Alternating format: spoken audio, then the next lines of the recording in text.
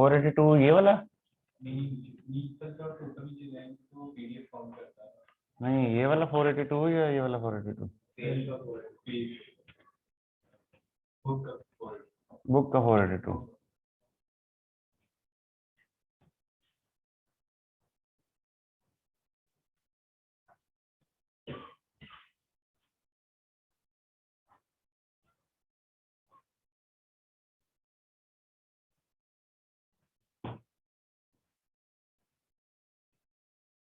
है तो ये भी नहीं। अच्छा जी, ये कॉस्ट फार्मूला। अच्छा जी, एक मरतबा फिर अस्सलाम वालेकुम रहमतुल्लाहि व बरकातहू। ये जो हमने कल पढ़ा था, वालेकुम अस्सलाम रहमतुल्लाहि व बरकातहू, फर्स्ट इन फर्स्ट आउट और वेटेड एवरेज, इसके बारे में आपका कोई सवाल? कोई सवाल नहीं, इसीलिए पूछ रहा हूँ। आपका कोई सवाल? कोई, बिल्कुल सब साफ है।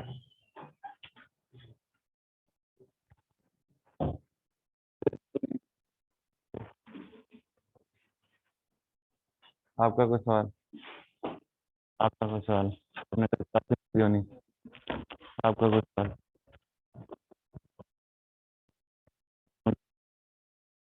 चैंपियन हो गए।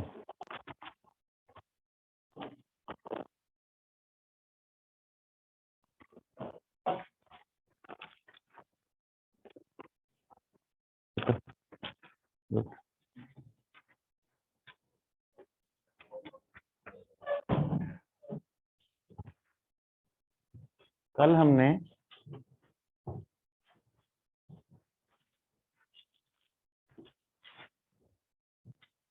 एक क्वेश्चन एज्यूम किया और फिर उस बुनियाद पे फर्स्ट इन फर्स्ट आउट जो है और वेटेड एवरेज को कंप्यूट किया।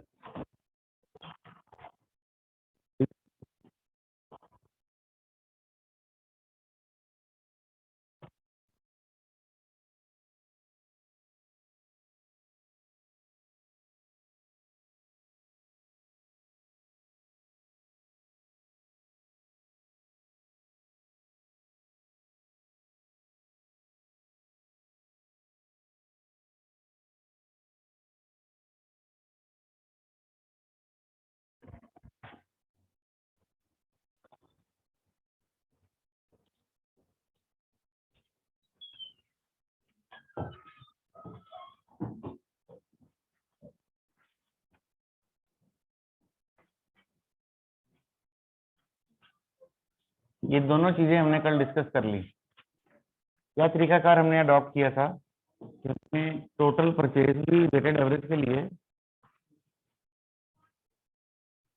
उसको टोटल क्वांटिटी पे डिवाइड किया, तो हमारे पास वेटेड एवरेज आ गई और फिर इसको हमने इस्तेमाल कर लिया। ये उस सूरत हाल में एप्लीकेबल है जब सिर्फ आपने पहले साल में परचेज की है, लेकिन जाहिर है कि हमेशा पहला साल नहीं होता, फिर दूसरा साल भी आता है और इस दूसरे साल में आपके पास ओपनिंग इन्वेंट्री भी अवेलेबल होती है। तो पहले साल में सिर्फ परचेजेस होती हैं क्योंकि कारोबार नया है, ओपनिंग है कोई नहीं और चीजें खरीदना शुरू कर दी आपने। दूसरे साल में पहले साल का कैरी फॉरवर्ड भी आता है। जाहिर है जब पहला साल खत्म हुआ तो साल के आखिर में एक सर्टेन क्लोजिंग स्टॉक अवेलेबल होगा। ये जो क्लोजिंग स्टॉक अवेलेबल होगा ये अगले साल का क्या बन जाएगा? ओपनिंग बन जाएगा। मेरा एक सवाल दरमियान में अभी मेरे जहन में आया, आपके ख्याल में किसी बिजनेस का क्लोजिंग स्टॉक होना चाहिए? क्लोजिंग स्टॉक का क्या मतलब है कि जब साल खत्म हुआ तो ये वो माल है जो बच गया है ना, जो सेल नहीं हो सका। क्या किसी बिजनेस का क्लोजिंग स्टॉक होना चाहिए? नहीं, ये नहीं, मैं ये नहीं कह रहा कि हो सकता है या नहीं हो सकता, जाहिर है हो तो सकता ही है, लेकिन बिजनेस को टारगेट क्या करना चाहिए? सारा बिक जाना चाहिए, कुछ नहीं बचना चाहिए। होना चाहिए, कहते हैं होना चाहिए, आप कहते हैं सारा बिक जाना चाहिए। तो सारा बिक जाना चाहिए या होना चाहिए? सारा बिक जाना चाहिए, सौदा पर सारा बेच के जाओगे।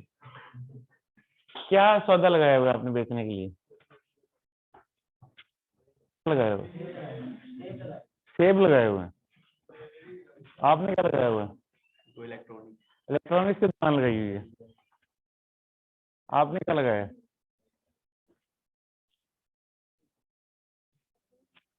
कपड़े का कारोबार है। बताइए आपको, आपका जब साल खत्म हुआ तो आपकी क्या ख्वाहिश होगी कि माल आपको स्टॉक में पड़ा होना चाहिए या सब बिक जाना चाहिए?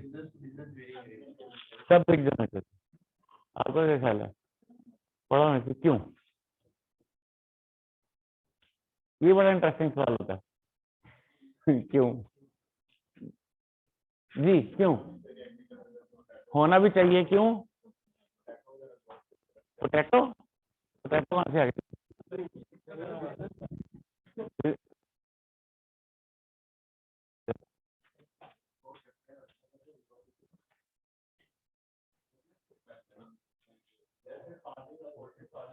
हम्म हम्म, सही है, सही है। तो आप कह रहे हैं कि एक पोल्ट्री फार्मिंग में 40 दिन में जो चूजे से ब्रायलर या मुर्गी जो तैयार करके उसने बेचनी है, वो उसने बेचनी ही है सारी। लेकिन क्या जब वो 40 दिन में चूजा तैयार हो जाता है और वो उसको बेचता है, तो उतने में वो पिछला दूसरा प्रोसेस शुरू नहीं कर चुका होता? या वो पहले सारा बेचता है और फिर कहता है अब मैं अगला काम शुरू करूं? सारा बेचने के बाद, दुकान खाली करने के बाद नया माल फिर लेके आता है? या वो साथ साइमल्टेनियसली अगला प्रोसेस शुरू कर देता है कि इन द मीन टाइम ये बिक रहा है और पिछला तैयार होना शुरू हो जाए?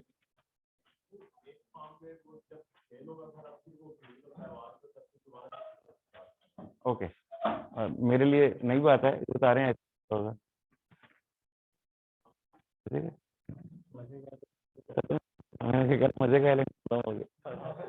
देखिए क्लोजिंग स्टॉक जो है ना, इन जनरल अगर आपने सेव ना लगाए हुए हो तो क्लोजिंग स्टॉक कभी भी आप जीरो टारगेट नहीं करते हैं। आप ये प्लान नहीं करते हैं कि मेरे पास क्लोजिंग स्टॉक जीरो होना चाहिए। लेकिन जाहिर है कि एक आम इंसान को देखने सुनने में ये बात अच्छी लगेगी भी सारा सौदा बेच के जाऊंगा। वो ऐसा ही सौदा हो सकता है जो खराब हो जाता हो। पेरिशेबल आइटम हो तो आप कहेंगे कि भाई ये लगा हुआ है, अंगूर हैं, केले हैं, सेब हैं, आज रात ना बिके तो खराब हो जाएंगे, तो वो क्या करेगा? वो शाम को जाते जाते सेल भी लगा देगा। तो क्या 500 रुपये फटाओ सारे चुक लो, क्योंकि उसको पता है कि ये अभी ये ना बिके तो फिर ये सुबह तो बिल्कुल किसी काम के नहीं होंगे। उसका शायद यही टारगेट होगा कि ये क्लोजिंग स्टॉक जीरो होना चाहिए। लेकिन बाकी रूटीन में जितने भी बिजनेसेस हैं वो एक क्लोजिंग स्टॉक को टारगेट करके चलते हैं कि मुझे इतना का क्लोजिंग स्टॉक मेंटेन करना है। क्योंकि अगर आप क्लोजिंग स्टॉक को जीरो कर देंगे तो अगले दिन सुबह क्या बेचेंगे? यानी आज आप ये रेंट ज्यूम कर लें, आज आपने अपनी दुकान खाली कर दी, क्लोजिंग स्टॉक जीरो कर दिए, आज का एंड का स्टॉक क्लोजिंग स्टॉक ही होगा ना। तो अगले दिन सुबह दुकान खोलेंगे, आपकी कपड़े की दुकान है, आपने सारा कपड़ा बेच दिया है, शाम को दुकान खाली कर दी है, अगले दिन सुबह आए हैं, वो कहते हैं जनाब मैं सूट लेने आया हूँ, क्या कहेंगे? बोलेंगे जनाब माल आ रहे हैं पिछों, होने आ रहा है, तुसी बैठो जरा। नहीं, आपको उसको सौदा बेचना है तो आप अपना क्लोजिंग स्टॉक टारगेट करेंगे कि भाई मेरे पास इतना टारगेटेड स्टॉक होना चाहिए ताकि मैं कल कस्टमर को केटर कर सकूं, परसों भी कर सकूं, उससे अगले दिन भी कर सकूं, बाय द टाइम मेरे पास अगला माल नहीं आ जाता। तो हो सकता है कि आपका जो चीजों का साइकिल है, जो गुड्स आने का साइकिल है, वो 15 दिन का हो। इसका मतलब है मेरे पास इतना क्लोजिंग स्टॉक होना चाहिए कि वो अगले 15 दिन के कस्टमर को भुगता सके, क्योंकि अगला माल तो 15 दिन बाद आना है। तो क्लोजिंग स्टॉक आप टारगेट ही करेंगे, वरना आप सोचें आपके आसपास ऐसी दुकानें होंगी जहां पे आप एक दफा गए, उसमें मेरी खत्म हुआ हुआ, दूसरी दफा गए उसने कहा खत्म हुआ, तीसरी दफा गए खत्म हुआ हुआ, तीसरी दफा आपने क्या किया? आपने कहा दबा मारे उसको, दूसरी दुकान पे जाते हैं, यहाँ तो खत्म ही होता है। तो आप क्लोजिंग स्टॉक अपना जीरो कर बैठेंगे तो कल कस्टमर मुड़ जाएगा, परसों फिर मुड़ जाएगा, अगले दिन फिर मुड़ जाएगा, फिर वो आना बंद कर देगा। तो ये किसी भी बिजनेस को सूट नहीं करता कि वो क्लोजिंग स्टॉक जीरो रखे। हाँ, जिस तरह आपने भी कहा या आपने भी कहा, बहुत स्पेसिफिक बिजनेसेस में यकीनन यही होगा कि वहां पे आप टारगेट करेंगे कि नहीं भाई जीरो ही करके जाना है। और ये यकीनन बहुत लिमिटेड स्मॉल स्केल बिजनेस हो सकता है या को बहुत स्पेशलाइज हो सकता है, जैसे ये बता रहे हैं कि जी पोल्ट्री फार्मिंग में उसको अपना शेड पूरा खाली करना है, उसको बिल्कुल क्लीन करना है। लेकिन उसमें भी अगर आप गौर करें तो वो कोई ये एंड टारगेट करके थोड़ी शेड खाली कर रहा होता है कि 31 दिसंबर वाले दिन मेरा शेड खाली होना चाहिए। वो तो 40 दिन का साइकिल पूरा कर रहा होता है। जिस बकौल इनके, मुझे नहीं मालूम कि वो 40 दिन का साइकिल पूरा कर रहा है। वो 40 दिन कब शुरू होंगे?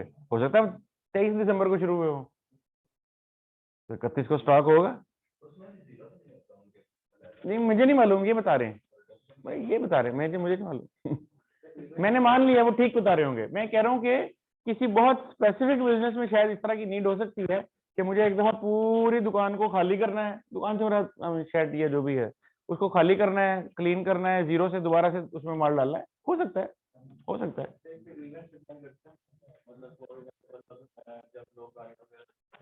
उनकी कोशिश ये होती है कि मतलब जब उनका प्लान होता है नवंबर या फिर तो वो उनने भी 2019 में कहेंगे कि हम दिसंबर में गाड़ियों की सेल होना स्लो हो जाएगी। सिर्फ वही खरीदेगा जिसको को बहुत मजबूरी है, वो करना वो चाहेगा कि मैं जनवरी में खरीदूं ताकि मुझे नया मॉडल लग जाए, नई रजिस्ट्रेशन लगे। बिल्कुल आप ठीक कह रहे हैं। जाहिर है कि जिस तक ईयर एंड होगा 31 दिसंबर और सीजन का इम्पैक्ट था तो उस हिसाब से प्लान करेगा। किसी का 30 जून होगा, वो उस हिसाब से प्लान करेगा। जितने भी अगले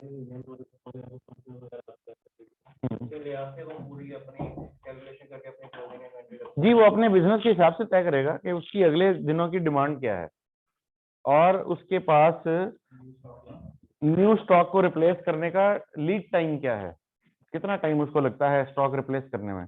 सो अगर उसके पास इतना स्टॉक होगा कि बाय द टाइम अगला माल आएगा उसका वो स्टॉक बिक जाएगा, तो वो ये मार्जिन रख के चलेगा। सो अगर जिस तरह मैंने कहा कि अगर आपका अगला स्टॉक 15 दिन में आना है तो इसका मतलब है कि एटलीस्ट साल के आखिर पे या किसी भी दिन आपके पास इतना का माल होना चाहिए कि अगले 15 दिन जब तक के नया माल नहीं आ जाता तब तक का काम चल सके। यूं कह लें, वो डिफरेंट कॉन्सेप्ट है, इसलिए मैंने उसको इसमें मिक्स नहीं किया। तो इसका मतलब ये था कि स्टॉक तो आपके पास कोई ना कोई मोस्ट प्रोबेबली होगा। तो जब अगला साल आएगा अब आपके पास सिर्फ परचेजेस नहीं होंगी, अब आपके पास ओपनिंग भी होगा। तो फिर वेटेड एवरेज निकालने के लिए क्या करेंगे? ओपनिंग भी जमा कर देंगे, यानी परचेजेस भी लेंगे और ओपनिंग स्टॉक यानी जो इस दफा परचेज किया वो भी लेंगे और जो साल के शुरू में पहले से पड़ा था वो भी लेंगे, डिवाइडेड बाय जो क्वांटिटी इस दफा परचेज की है वो भी लेंगे और जो क्वांटिटी ओपनिंग में पड़ी थी वो भी लेंगे। सारे को डिवाइड करेंगे तो आपके पास एक वेटेड एवरेज निकल आएगी। वेटेड एवरेज किस चीज की वेटेड एवरेज है? टोटल माल की, जिसमें इस दफा खरीदा हुआ भी शामिल है और पहले से जो ब्रॉड फॉरवर्ड हुआ है ओपनिंग बैलेंस वो भी शामिल है। ये बात क्लियर हो गई?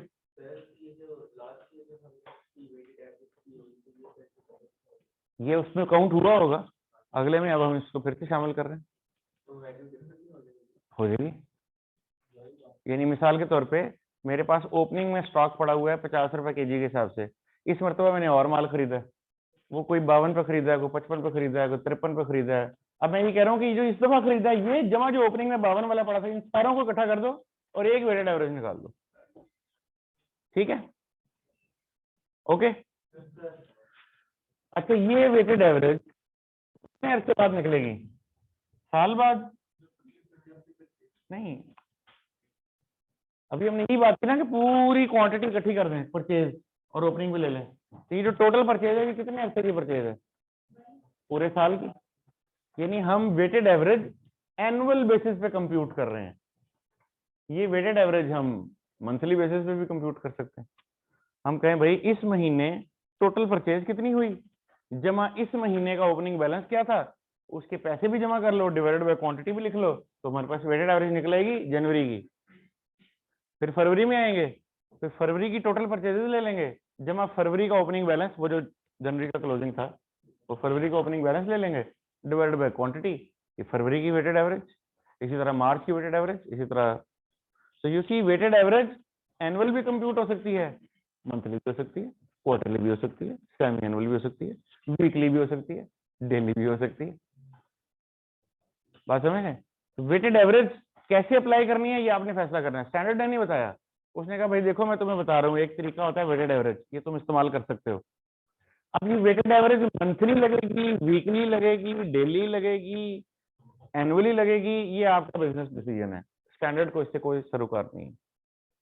क्वेश्चन में आमतौर पे आपको एक पीरियड का डाटा दिया हुआ होगा, वो पीरियड महीना भी हो सकता है, साल भी हो सकता है। जिस पीरियड का डाटा दिया होगा हम उस पीरियड की तमाम क्वांटिटी इकट्ठी करेंगे, तमाम पैसे इकट्ठे करेंगे, डिवाइड करके वेटेड एवरेज निकालेंगे।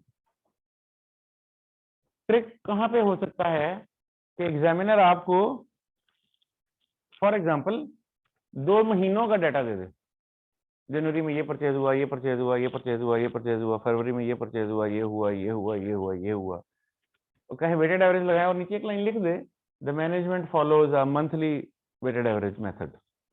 इसका मतलब ये हुआ कि मैं दोनों महीनों की क्वांटिटी इकट्ठी करके वेटेड एवरेज नहीं निकाल सकता, मंथली निकालनी है। तो पहले मैं जनवरी की तमाम क्वांटिटी इकट्ठी करूंगा, जनवरी की तमाम परचेज इकट्ठी करूंगा, जनवरी का ओपनिंग बैलेंस लूंगा और फिर इस टेक्निक से वेटेड एवरेज निकाल दूंगा।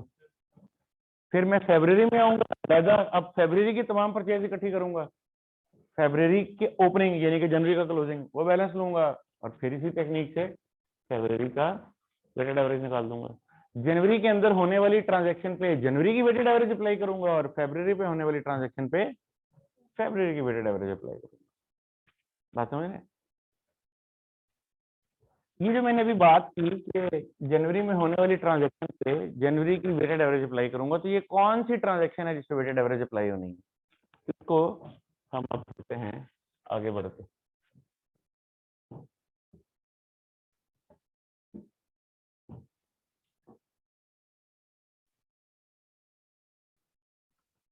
इस कॉस्ट फार्मूला से, यानी ये जो अभी हम बात कर रहे हैं वेटेड एवरेज या फाइफो की, इससे 2 चीजें कंप्यूट की जाती हैं।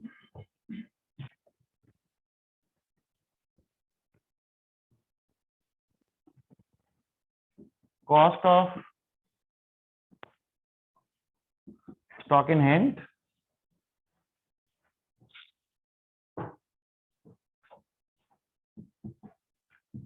Cost of sale. अगर आपने इस साल में 50,000 यूनिट हासिल किए हैं, एज्यूम करें कि कोई ओपनिंग नहीं है, 50,000 यूनिट हासिल किए हैं और इसमें से 42,000 यूनिट बेच दिए हैं, तो आपके पास साल के आखिर में कितने यूनिट बच गए? 8,000। इस स्टैंडर्ड का मेन कंसर्न इस बात से है कि ये जो 8,000 यूनिट बच गए हैं, यानी स्टॉक यानी इन्वेंट्री, इसकी कॉस्ट क्या है? तो कैसे निकालेंगे? हम वेटेड एवरेज फाइंड आउट करेंगे और उस वेटेड एवरेज को मल्टीप्लाई कर देंगे 8,000 से, तो हमारे पास 8,000 की कॉस्ट निकल आएगी। ठीक है, यानी कि इन्वेंट्री की कॉस्ट। अच्छा, जब आपने 8,000 की कॉस्ट निकाली तो ऑटोमेटिकली 42,000 की कॉस्ट भी तो समझ में आ गई ना भाई। टोटल 50,000 माल था, उसमें से 8,000 की कॉस्ट आपने निकाल ली, तो बाकी पैसे किस चीज के हैं? 42,000 के हैं। मैं करके दिखाता हूँ। मैं बताता हूँ, मिसाल के तौर पे आपने लेट से 50,000 यूनिट खरीदे हैं 15 लाख रुपए के। मैंने सारी ट्रांजैक्शन ना जमा एग्रीगेट बता दिया आपको, कई ट्रांजैक्शन में खरीदा होगा, उन सारों का पैसे सम करके आपने 15 लाख रुपए की चीजें खरीदी हैं, 50,000 यूनिट खरीदी हैं, तो वेटेड एवरेज क्या हुई? 1 2 3 4 30 रुपए। वेटेड एवरेज 30 रुपए पर यूनिट। अब मैं आपको कहता हूँ जी इसमें से 42,000 यूनिट सेल हो गए हैं और जाहिर है 8,000 यूनिट इन्वेंट्री में है। तो मेरा आपसे सवाल है कि बताइए इन्वेंट्री की कॉस्ट क्या है? आप कहेंगे 8,000 सिर्फ 30, 2,40,000। तो 15 लाख रुपए में से 2,40,000 रुपए का है स्टॉक, तो जो बाकी का 12,60,000 है वो क्या है? वो है कॉस्ट ऑफ सेल। वो जो 42,000 यूनिट बेच दी है उनके पैसे। ये 50,000 में से 8,000 बच गए हैं, 42,000 बिक गए हैं, तो 8,000 की वैल्यू है 2,40,000, तो बाकी के 42,000 की वैल्यू क्या है? 12,60,000। भी 15 लाख टोटल था ना, 15 लाख में से आपने कहा 2,40,000 का तो माल बच गया है, तो बाकी किधर है? वो बिक गया। तो जो बिक गया उसकी कॉस्ट क्या है? 12,60,000। इसी को आप यूं भी तो निकाल सकते हैं कि आप 42,000 को भी 30 से ज़रब दे दें, दे दें, दे दें 12,60,000। 4 3 12 और 2 3 6, 12,60,000। सो यू सी उस वेटेड एवरेज को आपने दो जगह पर अप्लाई कर दिया। वही 30 रुपए की वेटेड एवरेज आपने इन्वेंट्री से मल्टीप्लाई की तो कॉस्ट ऑफ इन्वेंट्री निकल आई। वही 30 रुपए आपने यूनिट सोल्ड से मल्टीप्लाई किए तो कॉस्ट ऑफ सेल निकल आई। ठीक है, तो वेटेड एवरेज निकालने का इम्पैक्ट कहां कहां जाएगा? इन्वेंट्री पे भी जाएगा, कॉस्ट ऑफ सेल पे भी जाएगा। अब जब आप मंथली वेटेड एवरेज निकालेंगे तो उससे क्या फर्क पड़ेगा? हर महीने की कॉस्ट ऑफ सेल एक डिफरेंट रेट पे निकल रही होगी। फरवरी में अगर आपकी वेटेड एवरेज 30 रुपए है तो कॉस्ट ऑफ सेल 30 रुपए के हिसाब से निकली होगी। मार्च में अगर आपकी वेटेड एवरेज 32 रुपए है तो कॉस्ट ऑफ सेल 32 के हिसाब से निकली होगी। और अप्रैल में अगर वो 31 के हिसाब से है तो 31 के हिसाब से निकली होगी। इसके बरक्स एनुअल मेथड में क्या किया होगा आपने? पूरे साल के यूनिट इकट्ठे कर लिए, पूरे साल के पैसे इकट्ठे कर लिए, पूरे साल की एक वेटेड एवरेज निकाल ली, उसको पूरे साल में सेल हुए यूनिट से मल्टीप्लाई किया तो पूरे साल की एक इकट्ठी कॉस्ट ऑफ सेल निकली। लेकिन मंथली में फिर क्या हुआ? हर महीने की कॉस्ट ऑफ सेल अलग अलग निकल रही है। और डेली में क्या होगा? हर रोज की कॉस्ट ऑफ सेल अलग अलग निकलेगी। ठीक है, यहां तक कोई सवाल? ऐसा भी हो सकता था कि जितने आपके पास यूनिट थे इन्वेंट्री के, अभी तक हमने ये ज्यूम किया है कि ये यूनिट के साथ दो तरह का ही काम हो सकता है, या ये बिक जाएंगे या बच जाएंगे। एक तीसरा काम भी हो सकता है, ये लॉस भी हो सकते हैं। जिस तरह का चोरी हो सकते हैं, डैमेज हो सकते हैं, आग लग के डैमेज हो सकते हैं, एक्सीडेंटली डैमेज हो सकते हैं। वेयर हाउस में कोई एक्सीडेंट हुआ, बहुत सारे यूनिट गिर गए, डैमेज हो गए। ओके, हो सकता है ना? तो फिर यही वेटेड एवरेज उनके लिए भी इस्तेमाल हो जाएगी। अब मिसाल के तौर पे मैं कहता हूँ 50,000 यूनिट थे, 50,000 यूनिट थे, इसमें से 40,000 जो हैं वो सेल हो गए, 2,000 जो हैं वो लॉस्ट हो गए और 8,000 जो हैं वो स्टॉक में बच गए। तो बताइए स्टॉक कितने का है? 8,000 ज़रब 30। बताइए गुड्स डैमेज कितने की हुई हैं? 2,000 ज़रब 30। बताइए कॉस्ट ऑफ सेल कितनी है? 40,000 ज़रब 30। वही वेटेड एवरेज है। अब इसीलिए अब इस बात की अहमियत हो गई कि ये वेटेड एवरेज डेली निकल रही है, मंथली निकल रही है, क्वार्टरली निकल रही है या एनुअली निकल रही है। क्योंकि अगर वेटेड एवरेज एनुअली निकलेगी तो पूरे साल की इन चीजों के ऊपर एक रेट लग रहा होगा, और अगर वो वीकली निकल रही है तो हर हफ्ते की एवरेज हर हफ्ते की सेल पे अलग अलग अप्लाई हो रही होगी। इस बात को आपने समझ लिया? किसी को समझ ना आई हो? आ गई समझ? इस चीज की जो भी बात मैंने आपको बयान की है मंथली वाले अंदाज में, इसी को अंग्रेजी में पीरियोडिक मेथड कहा जाता है। यानी आप अपनी वेटेड एवरेज पीरियोडिकली कैलकुलेट कर रहे हैं। एवरी वीक, ये पीरियड है ना एक, ये एवरी मंथ पीरियड है, एवरी ईयर एक पीरियड है, एवरी क्वार्टर एक पीरियड है। Hence the name periodic method, कि भाई इसमें हम पीरियोडिकली वेटेड एवरेज निकाला करेंगे। हम इस असूल को, यानी ये जो असूल हमने अप्लाई किया है, पीरियोडिकली अप्लाई किया करेंगे। ठीक है,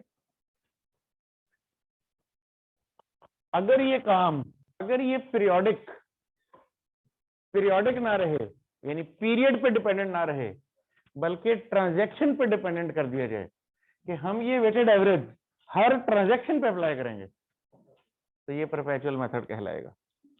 क्योंकि परपेचुअल का मतलब क्या है? कॉन्टिन्यूटी में, है ना। परपेचुटी क्या होती है? एक चीज जो अपनी कॉन्टिन्यूटी बरकरार रख रही होती है। परपेचुअल का लफ्ज अब इन्वेंट्री में कहाँ इस्तेमाल किया जाएगा? जब ये वेटेड एवरेज या फाइफो पीरियड पे नहीं, हर ट्रांजेक्शन पे अलग अप्लाई किया जाएगा। सो आज एक चीज सेल हुई है या आज एक चीज परचेज हुई है तो वेटेड एवरेज निकलेगी। 2 घंटे बाद फिर परचेज हुई है तो फिर वेटेड एवरेज निकलेगी। आधे घंटे बाद फिर परचेज हो गई है तो फिर वेटेड एवरेज निकलेगी। यानी अभी वेटेड एवरेज पीरियड पे नहीं निकल रही, एवरी ट्रांजेक्शन में निकल रही है, हमेशा निकलेगी। यानी परपेचुअल को उर्दू में यही कहूंगा ना, हमेशा, ये हमेशा निकलेगी। जब भी कोई काम होगा ये वेटेड एवरेज निकलेगी। जब भी कोई काम होगा, वो 15-15 मिनट बाद होने लग जाए, वो साल में 2 दफा हो जाए, अब मुझे ये इससे कोई गर्ज नहीं है कि मेरा पीरियड 6 महीने बाद मैंने कैलकुलेट करना है या साल बाद करना है या महीने बाद। मैं कह रहा हूँ नहीं, अभी खरीदा है वेटेड एवरेज निकालो, घंटे बाद फिर खरीदा फिर निकालो, 5 मिनट बाद फिर किया फिर निकालो, और 4 दिन बाद किया तो 4 दिन बाद निकाल लो, हफ्ते बाद किया तो हफ्ते बाद निकाल लो, 10 दिन बाद किया तो 10 दिन बाद निकाल लो, 15 मिनट बाद किया तो 15 मिनट बाद निकाल लो। अब मेरा ताल्लुक पीरियड से नहीं रहा, ट्रांजैक्शन से हो गया। जब भी ट्रांजैक्शन होगी मैं वेटेड एवरेज रिकैलकुलेट करूंगा, हेंस द नेम परपेचुअल। जब भी होगी, हमेशा, एवरी टाइम, राइट। तो इन्वेंट्री में दो तरीके सामने आए जी।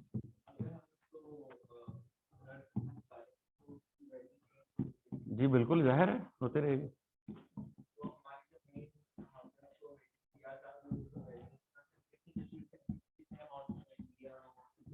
अभी करके दिखाता हूँ ये, जैसे आप जो आपका सवाल है ये भी करके दिखाता हूँ। सो इन्वेंट्री की दो टेक्निक लाई ये कंप्यूटेशन करने की। One is known as periodic method and the other is known as perpetual method.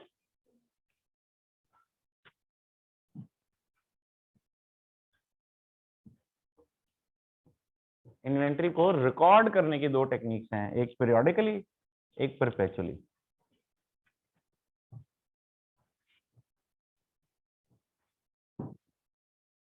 कल मैंने एक सवाल लिखा था,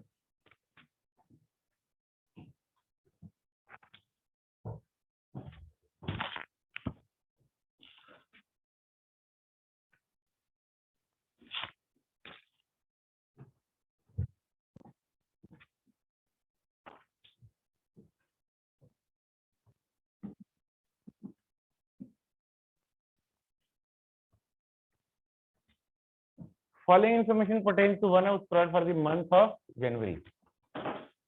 Okay. 6 जनवरी 2016 को गुड्स परचेज हुई, 15,000 यूनिट थे, 150 रुपए का एक यूनिट था। 10 जनवरी को 18,000 यूनिट सेल कर दिए 210 रुपए के हिसाब से। फिर 16 जनवरी को परचेज कर लिए, फिर 18 जनवरी को परचेज रिटर्न हो गई, फिर 25 जनवरी को सेल हो गई, और फिर 28 जनवरी को ड्राइंग हो गई, और फिर 29 जनवरी को परचेज हो गई, और फिर 31 जनवरी को शॉर्टेज हो गई। और फिर नीचे बताया कि ओपनिंग इन्वेंट्री में 10,000 यूनिट थे जिसकी वैल्यू 14,80,000 थी। क्लोजिंग इन्वेंट्री में 1200 यूनिट हैं जो कि डैमेज्ड हैं। बस यहाँ तक अभी बात को रखते हैं। अब हमें पता लग गया कि ओपनिंग में हमारे पास 10,000 यूनिट थे, बस फिलहाल यहीं तक रखते हैं बात। ओपनिंग में हमारे पास 10,000 यूनिट थे, मैं यहाँ ऊपर लिख देता हूँ 10,000 यूनिट थे और 14,80,000 के थे, यानी 148 रुपए की एवरेज हुई ना। 14,80,000 के 10,000 यूनिट तो एक कितने का हुआ, 148 रुपए का। तो ये मैंने ओपनिंग यहाँ पे लिख दिया। ओके, अभी फिलहाल आपको कॉन्सेप्ट देने के लिए मैं इसमें से शॉर्टेज, ड्राइंग को इग्नोर कर रहा हूँ, ठीक है। फिर इसको अगली एग्जांपल में ऐड करता हूँ, इसको आप थोड़ी देर के लिए इग्नोर।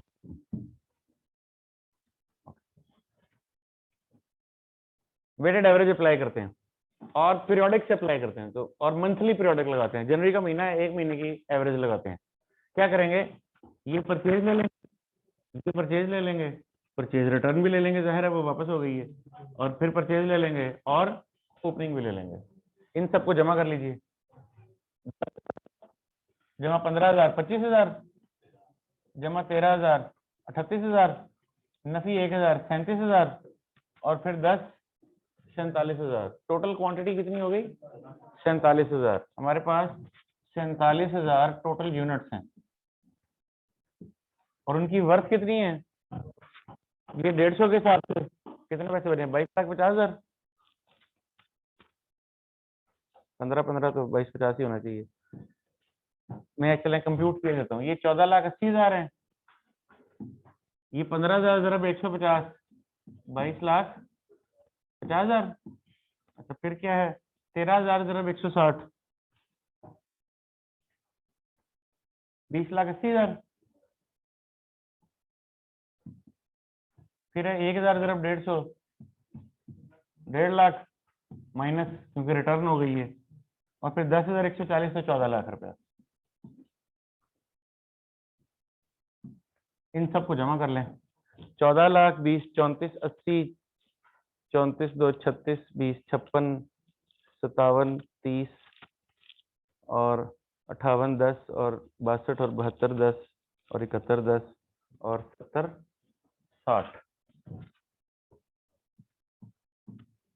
तो 70,60,000 रुपए की टोटल परचेज है प्लस ओपनिंग 70,60,000 और टोटल यूनिट कितने हैं 47,000। अब 70,60,000 को 47,000 पे डिवाइड कर दें तो आपको बस एक यूनिट की एवरेज निकलेगी। क्या निकली?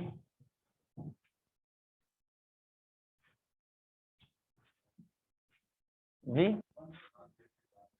150.2। ये आपकी वेटेड एवरेज आ गई 150.2। अब इस महीने में सेल कितने यूनिट हुए हैं? 18,000, 12,000, बस 30,000 यूनिट सेल हुए हैं। तो अब मैंने कॉस्ट ऑफ सेल निकालनी है। कॉस्ट ऑफ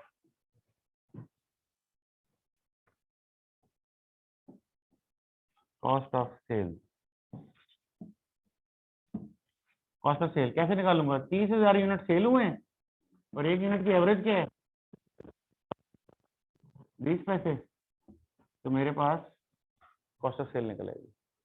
अच्छा, मुझे स्टॉक की वैल्यू निकालनी है, स्टॉक की कॉस्ट निकालनी है। वो कैसे निकालूंगा? स्टॉक में कितने यूनिट है?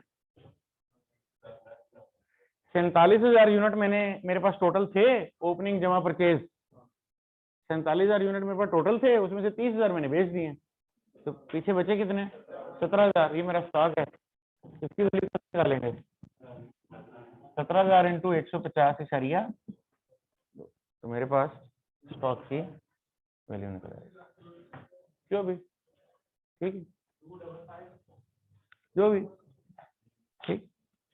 तो मैंने इस तरह से वेटेड एवरेज अप्लाई कर दी पीरियोडिकली। ओके, ये मैंने पूरे पीरियड को बेस बना लिया।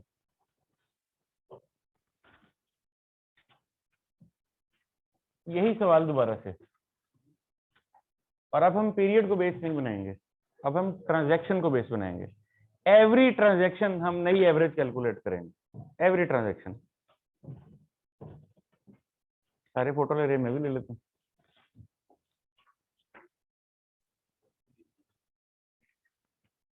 ताकि मुझे यहाँ काम करने में आसानी हो।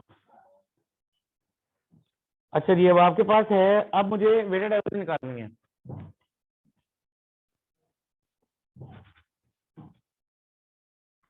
सबसे पहले मेरे पास यूनिट है जी, ओपनिंग में कितने यूनिट है?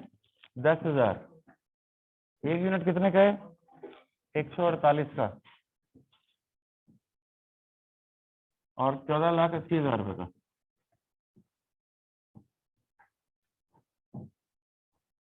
उसके बाद क्या हुआ? परचेज हुई 15,000 यूनिट की,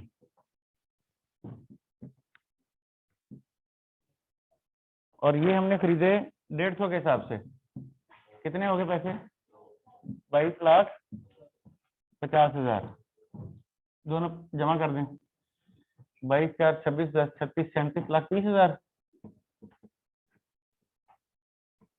और इधर से यूनिट भी जमा कर दें तो 25,000। तो वेटेड एवरेज निकलेगी 30,000 डिवाइडेड बाय 25,000। क्या जवाब आया? 149.2।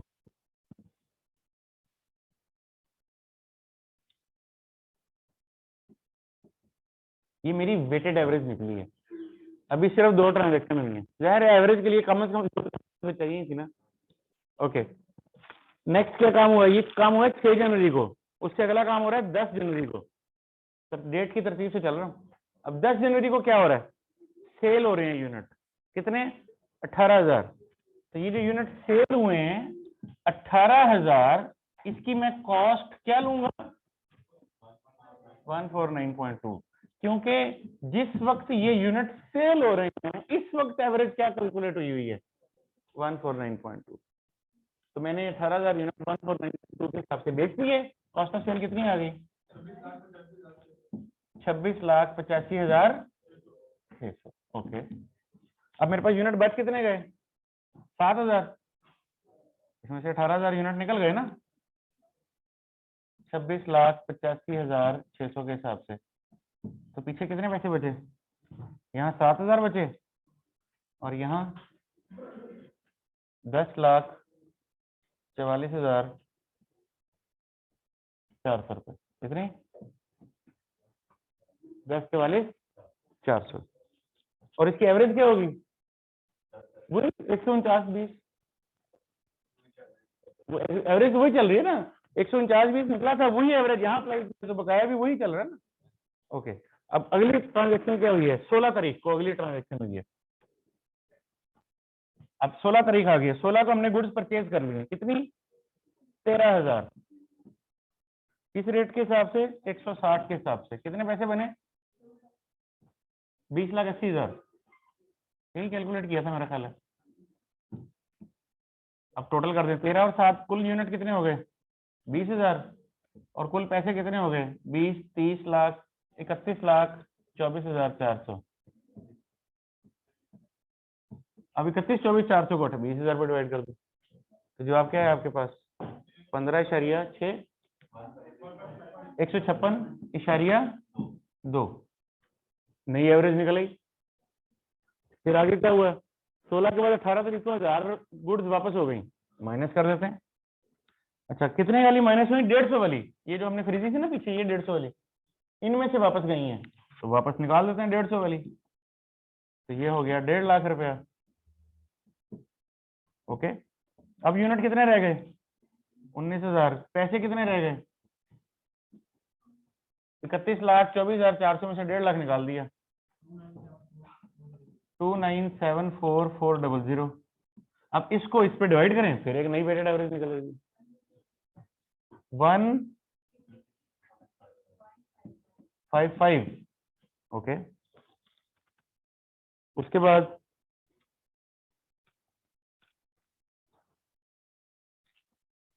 फिर क्या हुआ? फिर 25 जनवरी को 12,000 यूनिट सेल हो गए। 25 जनवरी को 12,000 यूनिट सेल हो गए। अब उसकी कॉस्ट क्या लगाएंगे? वो जो चल रही है 156.55। क्या जवाब आया? 10,95,800।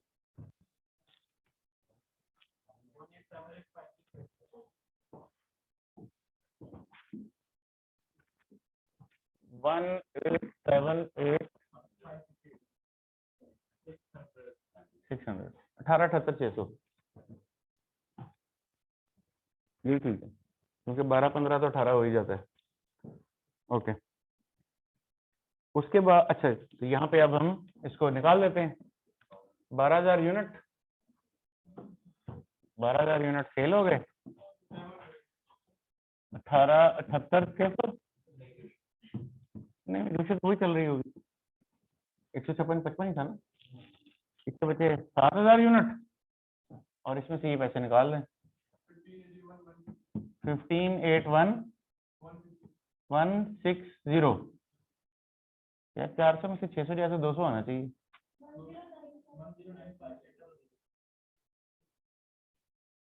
हाँ, यही बात ठीक लग रही है। 1095,800। ओके, और बस इसके बाद खत्म हो गया, यही माल बाकी है।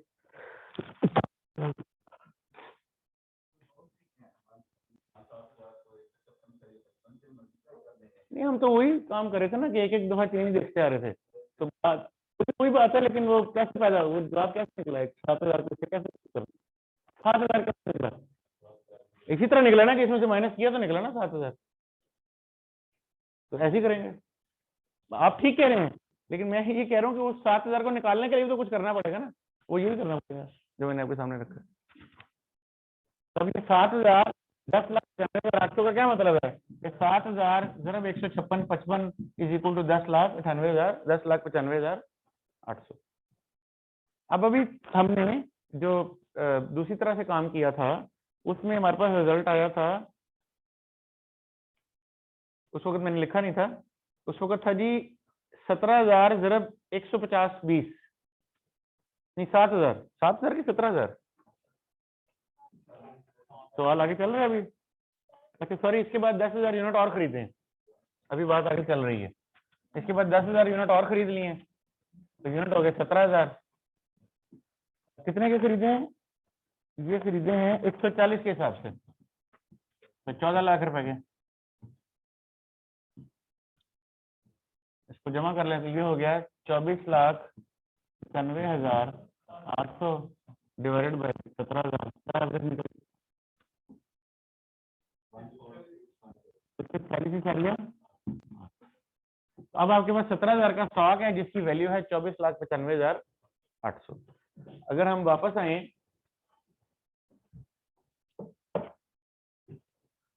तो क्या थी यहाँ पे वैल्यू? 17,150 20। यानी अगर मैंने पूरे महीने की एक एवरेज लगाई होती तो मेरा स्टॉक 150 रुपए 20 पैसे की वेटेड एवरेज पे मौजूद होता। लेकिन चूंकि मैंने ट्रांजैक्शन टू ट्रांजैक्शन एवरेज लगाई है तो मेरा स्टॉक 146 रुपए 80 पैसे पे आ गया। फर्क पड़ेगा? दोनों तरह से ठीक है, स्टैंडर्ड को कोई इतराज नहीं है। कहता है आप पीरियोडिक लगा दें या आप परपेचुअल लगा दें, मुझे कोई इतराज नहीं है, क्योंकि आप जो मर्जी कर लें रिजल्ट एक ही आना है इन द लॉन्ग रन। क्योंकि एक साल का क्लोजिंग स्टॉक अगले साल का ओपनिंग बन जाना है। अब अगर अच्छा, क्लोजिंग स्टॉक का फंक्शन क्या है? क्लोजिंग स्टॉक आपकी कॉस्ट ऑफ सेल में से डिडक्ट होता है। कैसे? अब मैं आपको याद कराता हूं, जब हमने बहुत शुरू में पढ़ने की बात की तो आपको मैंने एक बात बताई कि ये जो परचेजेस हैं इसको हम एक्सपेंस ट्रीट करते हैं। Despite we had an argument कि परचेजेस तो इन्वेंट्री की जैसी चीज है, परचेजेस तो एसेट है। भी माल खरीदा है, मेरे हाथ में है, अभी कौन सा खराब हो गया बिक गया, मेरे हाथ में एक चीज है, मेरा एसेट है कि मेरा एक्सपेंस है?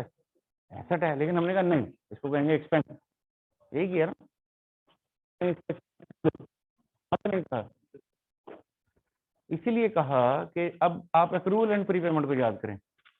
एक्रूवल एंड प्रीपेमेंट में एक टेक्निक ये थी कि जब आप किसी को पैसे देते हैं एडवांस में तो उसको लिखें कि ये प्रीपेमेंट है, और जब साल का खात्मा हो तो देखें उसमें से कितनी प्रीपेमेंट एक्सपायर हो गई है, यूज हो गई है, उसको निकाल बाहर करें, उसको एक्सपेंस आउट कर दें। बाकी आपके पास क्या बच जाएगा? प्रीपेमेंट बाकी की बच जाएगी। ये तरीका हमने पढ़ा प्रीपेमेंट के चैप्टर में। दूसरा तरीका क्या था कि जिस दिन आपने इसको एडवांस पेमेंट की उसी दिन सारा एक्सपेंस लिख दें, और फिर जब साल खत्म हो तो देखें इस एक्सपेंस में से कितनी अमाउंट है जो एक्सपेंस नहीं है, वो प्रीपेड है, उसको निकाल बाहर करें। अब ये जब बाहर निकालेंगे ये क्या है? एसेट है, प्रीपेमेंट है, और जो पीछे बच जाएगा वो क्या है? बिल्कुल यही टेक्निक परचेज में इस्तेमाल होती है। हम गुड्स खरीदते हैं, हम कहते हैं एक्सपेंस है, हालांकि अभी वो बिकी नहीं है, अभी वो उसका कुछ हुआ नहीं, अभी मेरे पास है, अभी मेरा एसेट है, लेकिन हम कहते हैं कोई बात नहीं, गुड्स खरीदी है, ये मेरा एक्सपेंस है। सारा साल हम जो गुड्स खरीदी होती है उसको एक्सपेंस एक्सपेंस कहते रहते हैं। साल के आखिर पर खड़े हुए कहते हैं इसमें से कितने पैसे हैं जो एक्सपेंस नहीं है? वो है जो स्टॉक है, वो तो मेरा एक्सपेंस नहीं है ना, उतने को बाहर निकालो। बाहर कैसे निकालो? परचेज में से माइनस कर दो, यही करेंगे। तो इसका मतलब है क्लोजिंग स्टॉक परचेज में से माइनस होगा, डिडक्ट होगा। ये क्लोजिंग स्टॉक आपकी परचेजेस को रिड्यूस करेगा। परचेजेस की नेचर क्या बन रही है? एक्सपेंस, और ये उसको रिड्यूस कर रहा है, इसका मतलब है एक्सपेंस रिड्यूस कर रहा है। ओके, कितने से? अगर आपने ये टेक्निक लगाई है तो 140 रुपए 80 पैसे से, और अगर आपने वो वाली टेक्निक लगाई है तो 150 रुपए 20 पैसे से। तो दोनों सूरतों में आपका एक्सपेंस एक डिफरेंट अमाउंट निकलेगी, और जब एक्सपेंस की अमाउंट डिफरेंट निकलेगी तो प्रॉफिट भी डिफरेंट निकलेगा। तो दोनों तरह से प्रॉफिट मुख्तलिफ आ जाएगा। अगर आप वेटेड एवरेज पीरियोडिक लगा रहे हैं तो प्रॉफिट कुछ और आएगा, और अगर वेटेड एवरेज परपेचुअल लगा रहे हैं तो प्रॉफिट कुछ और आएगा। क्या आएगा हमें नहीं पता, वो तो कैलकुलेट करके सामने आएगा, बट कुछ और आएगा। अच्छा, अगले साल क्या होगा? अब अगला साल आ गया। अगले साल यही क्लोजिंग स्टॉक अगले का ओपनिंग बनेगा। तो इसको भी अगले साल में क्या करेंगे, एक्सपेंस रिकॉर्ड करेंगे, क्योंकि जिस तरह आपने नया माल खरीदा और उसको एक्सपेंस रिकॉर्ड किया, तो जो पिछले साल से सौदा ब्रॉड फॉरवर्ड हो गया वो भी तो एक्सपेंस करेंगे। यानी हम ये कहेंगे कि साल के शुरू में मेरे पास 50,000 यूनिट पड़े थे, ड्यूरिंग द ईयर मैंने 50 लाख यूनिट और खरीद लिए हैं, तो टोटल यूनिट मेरे पास कितने हो गए, 50,50,000। ये एक्सपेंस नहीं, इसमें से क्लोजिंग स्टॉक एक्सपेंस नहीं है, वो माइनस कर देंगे, है ना। सो टेक्निक क्या बनेगी, opening stock plus purchases less closing stock is equal to cost of sale. इसको एक और छोटी सी एग्जांपल से समझते हैं। आज सुबह जब आपकी आंख खुली तो आपकी जेब में था 1,000 रुपया, आपकी जेब में था 1,000 रुपया। ड्यूरिंग आपने किसी दोस्त के पैसे देने से वापस दिया, वो उधार वापस लेना था, और आपने उसको फोन किया कि भाई आज तुमसे वादा था कि आज 6 तारीख कि 6 तारीख को तुम मुझे पैसे वापस करोगे, 6 तारीख आ गई है, तो वो क्या कहेगा आगे से, वो कहेगा केड़ी 6 है ना, वो कहेगा केड़ी 6, तो वो कहेगा कि ठीक मैंने बिल्कुल वादा किया था, मैं आ रहा हूँ पैसे देने के लिए। वो आया, उसने आपको आके, let's assume good word right, वो आया कहेगा ये ले अपना 5,000 जो मांगा दिया हुआ था, ठीक। अब 1,000 आपके पास, 5,000 आपके पास और आ गया, कुल कितने हो गए। बाकी अब सारा दिन आपने किताबें खरीद ली, कोई खाना खा लिया, कोई जो मर्जी, आपको जब आप सोने लगे तो आपकी जेब में था 500 रुपया, बाकी पैसे किधर गए, कितने खर्च कर लिए, 5500 रुपया। आए फार्मूले में डालते हैं, ओपनिंग में आपके पास था 1,000 रुपया,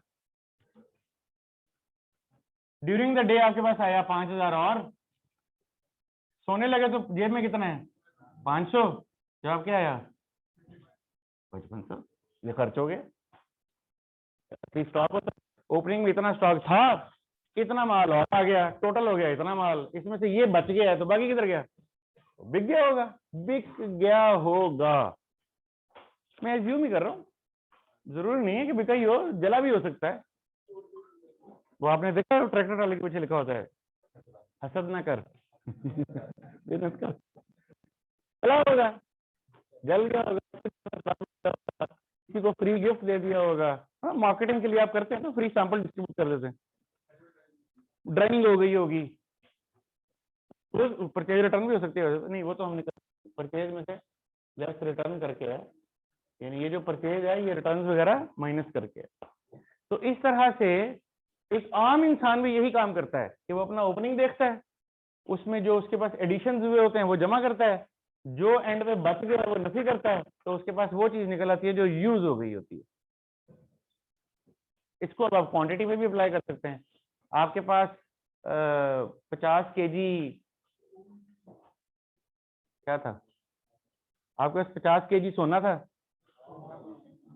ड्यूरिंग द डे आपने 800 केजी और खरीदा सोना, I am not talking about money heist please आपने 800 केजी सोना और ले लिया, तो आपका टोटल सोना कितना हो गया 850, और जब आपने शटर नीचे किया तो दुकान में सिर्फ 25 किलो पड़ा हुआ था, तो बाकी का 850 किधर गया, मनी हाइस्ट हो गया बाकी का सोना सेल हो गया होगा भाई, ड्यूरिंग द डे सेल हो गया होगा।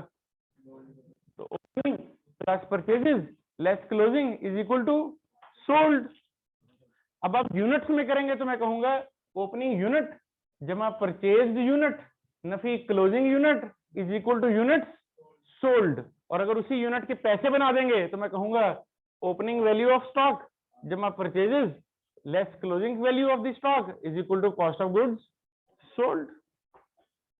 ठीक है, अब रिलेशनशिप सामने क्या आया कि परचेजेस में परचेजेस की नौयत क्या है? एक्सपेंस। परचेजेस में क्लोजिंग ने नफी होना है और ओपनिंग ने जमा होना है। इसका मतलब है कि जो काम क्लोजिंग करेगा ओपनिंग उसके करेगा। तो क्लोजिंग से परचेजेस यानी एक्सपेंस की वैल्यू घट रही है और ओपनिंग से बढ़ रही है। नतीजा क्या निकलेगा कि इस साल का क्लोजिंग जो एक्सपेंस को घटा रहा है वो अगले साल का जब ओपनिंग बनेगा तो अगले साल का एक्सपेंस बढ़ाएगा।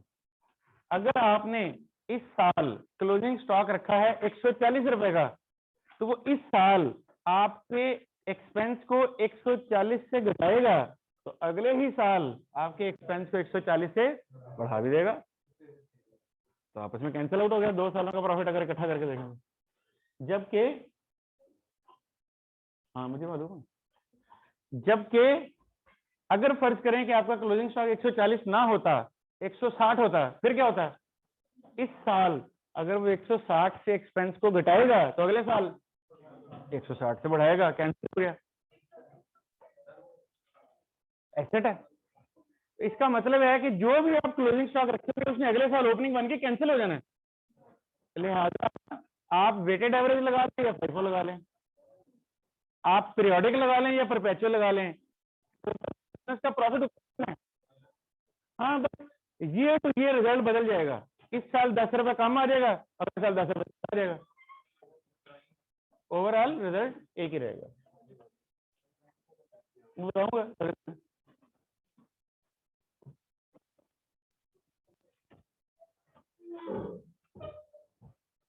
मैंने आपको भी काम भी देना है, घर जाए ज्यादा जल्दी।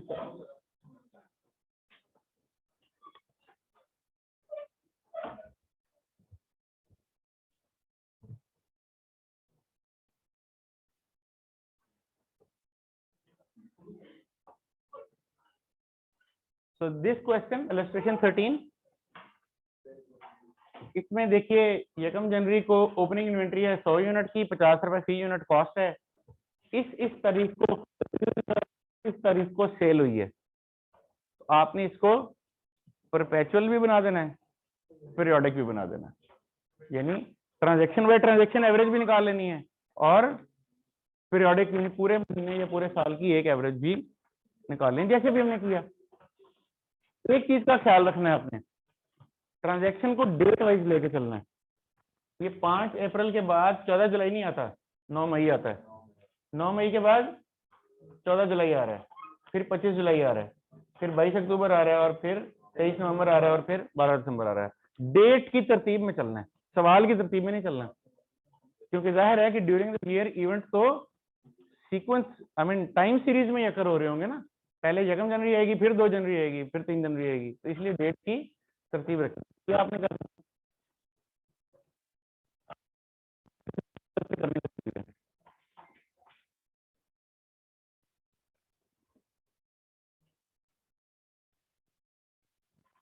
उसके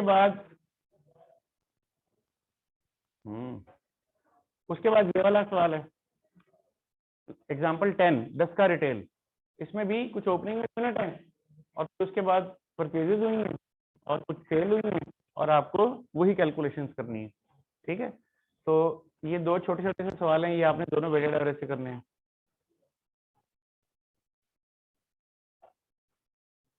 उसके बाद इस सवाल को देखिए, ये वही सवाल है मेरा ख्याल है जो भी हमने किया है। ये जो सवाल है ये वही वाला ही है।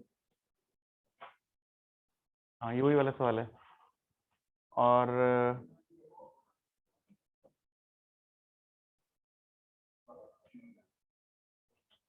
उसके बाद ये एग्जांपल है, एग्जांपल 12 मौला बख्श, इसमें आपने